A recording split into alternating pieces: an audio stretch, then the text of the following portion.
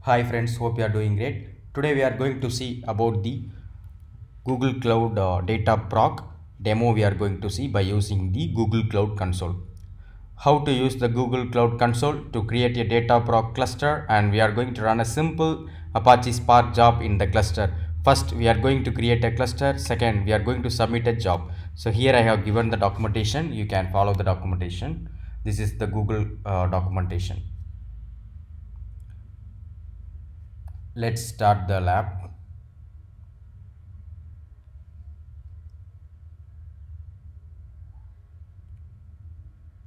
Let me start the lab. Okay.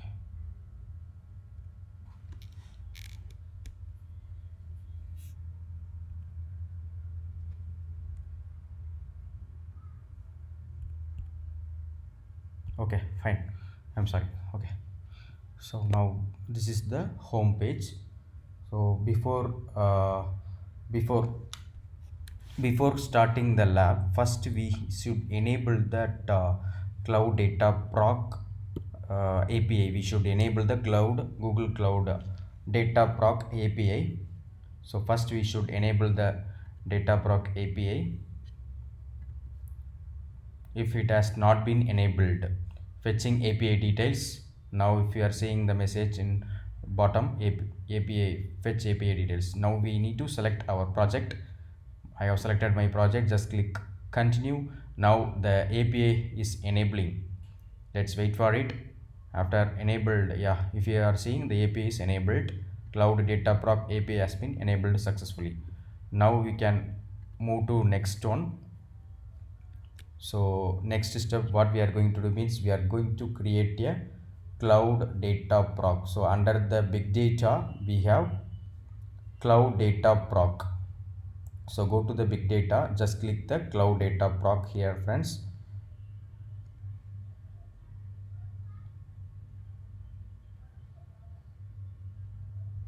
And here we are seeing, right, so Google Cloud Data Proc. Google Cloud Data Proc lets you provision Apache Hadoop clusters and connect to underlying analytic data stores. There are no clusters in the currently selected Cloud Data Proc regions. Now only we are going to create a cluster. So first we are going to create a cluster. We have to update the forms. So we have to update the forms right now. So here if you are seeing, we can give the name. So I am giving the name, cluster name as example cluster I am giving. So I am giving the example cluster. And next we need to select the region. So region as US Central 1 and zone as US Central hyphen F. Okay, there are, we have three types of cluster type. One is standard and single node high availability. Standard we have one master node and n number of workers. And this second one is single node one master and zero workers. It provides one node that acts as both master and worker. It is good for proof of concept or small scale processing. Okay, it is good for small scale processing. Then final one, high availability. This is three masters and n number of workers. This is it's used for Hadoop high availability mode. Provides uninterrupted yarn and HDFS operations despite single node failures or reboots. So I am going with single node. Actually for the standard we can use for development environment, and this high availability we can use for that production environment, which is mission critical. So we can set up this high availability when we need for mission critical. Okay, so now I am selecting this maybe standard or single node, we can select whatever. So for this demo purpose I am selecting this standard one master and n workers. So next I am moving to next. Then we need to configure the nodes, which is optional. We need to change the node compute and storage capabilities. Just click this option. Then we need to select the series. Machine family we know already. So yeah, there are first generation as well as the second generation we have. I am going with first generation. Then machine type, there are custom and standard machine type. I am selecting this N1 standard hyphen 2. This is a lightweight that's what we are selecting, this N1 standard -2. Then we are primary disk size minimum 15 GB. Now I am putting, this is for training purpose, I am putting 30 GB only. And next one is worker nodes. Each contains a ION node manager and HDFS data node. HDFS replication factor is 2. Now here we have the machine family, general purpose and compute optimized, like master node. So here also I am going to select, I am going to update like a 30 GB, no need 500 GB. This is for training testing demo purpose. Then we have that we have updated the worker nodes as well as we have updated the master nodes also. Here we have the secondary worker nodes.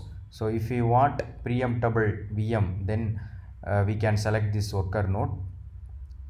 A preemptible VM cost less but lasts only 24 hours. It can be terminated at any time due to the system demands. So if you want create a secondary worker nodes, then you can go with this. Just click this secondary worker node, then you can see that number of secondary worker nodes. Here we can give this, as per our requirement 1 or 2, like that, how many numbers. It's as per our requirement we can give the number of secondary worker nodes. Here we can select whether the worker nodes should be preemptible or non-preemptible. So we can select like that. Now I am not going to select this one, non-preemptible instance. I'm not going to select anything. So then I'm going with next I'm going to click create now. Now the cluster is creating now. Actually I am getting some message, warning message. So what is this message?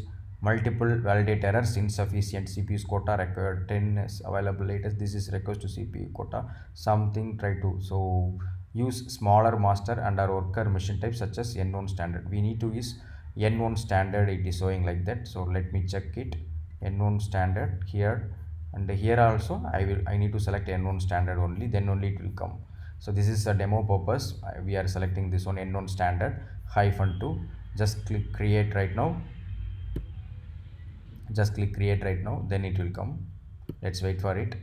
Creating the cluster, example -cluster. Now the cluster is creating now. Now the cluster is creating now. It is provisioning now. It is provisioning. Let's wait for it. The status should come running, then only we can go with the next step. Next what we are going to do means we are going to create a jobs. We are going to create a jobs. So if you are seeing the cluster name is example cluster, and next one status is, it is in provisioning status, and region is US Central 1, and zone is US Central 1 -F. We have selected total number of worker node is 2 only, and created date and time, it is showing right side, and cloud storage staging bucket. Next what we are going to do, we are going to create a next what we are going to do means we are going to submit a job. After creating the cluster, we need to submit a job. We are going to run a sample Spark job. The status should come provisioning, from provisioning to running, then only we can do the cluster is ready to use. If the cluster is ready to use, then the status will be changing to running status. Let's wait for it. Let's wait for it, friends. Click refresh. Just click refresh.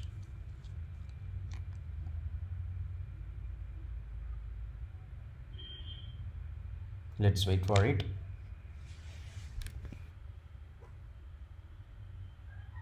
It is taking time. Let's wait for it, friends.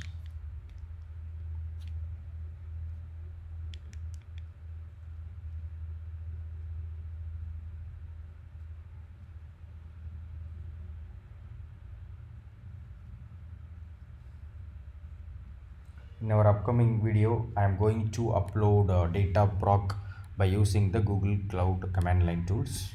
We are going to use the Cloud Shell. It's taking time. Let's wait for it.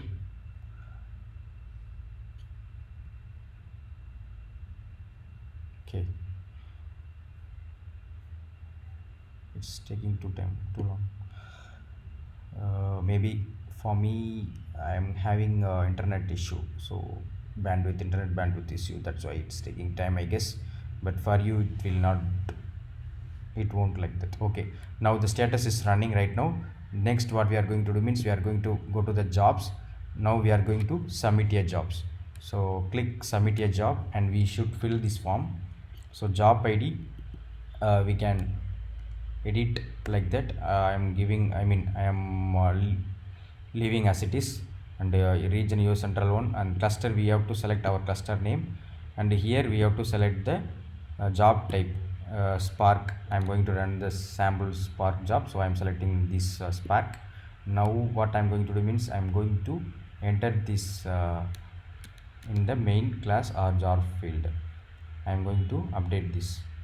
Okay, arch dot Apache Spark example SparkPy. This is SparkPy program we are going to run, sample program only, friends. Now I'm going to update this path in the jar field. So then we are updating this here in jars files. I'm updating this path spark hyphen examples. Then I'm going to enter these arguments as 1000. So here arguments 1000, then click submit now. So now the job has been, we are submitting the jobs. So if you are seeing the start time July 16th, it is coming, and elapsed time it is coming. The status is running right now. The region US central one, and cluster, our cluster name example hyphen cluster, and the job type is Spark, and the main class, that is arch.org.apache.spark examples dot. It is running now. Actually we will get the roughly pi results. So we will get the output right now. We can see the after, here it is showing running, right? It will come succeeded. Then we can see the roughly calculation. Pi is roughly 3.14. We have done the lab, friends. Today we have done the lab. After completing the lab, what we have to do means we have to delete that. Okay, so before deleting that, let me talk about one thing. So we can edit the exam cluster also. We can, how to edit means, go to the clusters and click the cluster name, and here we have that configuration. So here we can see, friends, monitoring, and we can see this monitoring tab. Here we can see network packets, disk bytes, out disk operation, network bytes, CPU utilization, like that we can see. And jobs, you can see under the jobs we have, right, we have submitted this job, Spark job. Here we can see the VM instances. One is master and two is worker nodes. So here configuration, we can update the configuration. Here we have master node details and worker node details, and here we can see these things, and we can edit it also. For example, we can update the worker nodes. For example, 2 instead of 2, I can update 5, like that. Okay, so then now we have done with the lab. So what I'm going to do means I'm going to delete everything. So first I will delete the cluster. After that I will delete the jobs. Then we should delete the cloud storage bucket also, friends. You should not forget. You should not forget, friends. So go to the jobs. It is deleting right now. Time up for me, friends. So within 15 minutes I need to finish it. So you should delete these jobs, and we should delete the cloud storage bucket also. We need to delete the cloud storage. Go to the cloud storage bucket.